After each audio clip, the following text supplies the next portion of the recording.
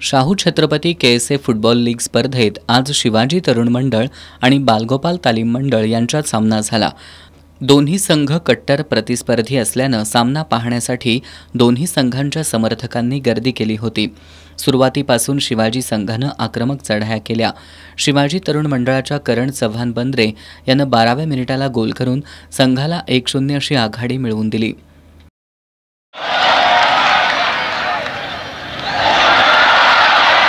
गोल गोल गोल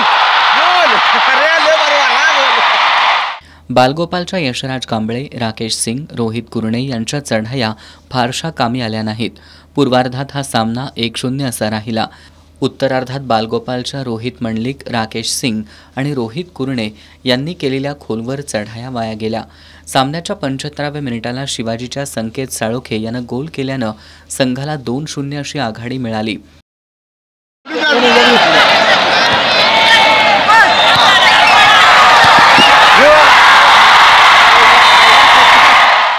संपूर्ण वेळेत ही आघाडी कायम ठेवत शिवाजी तरुण मंडळानं हा सामना 2-0 अशा गोल फरकानं एकतर्फी जिंकला।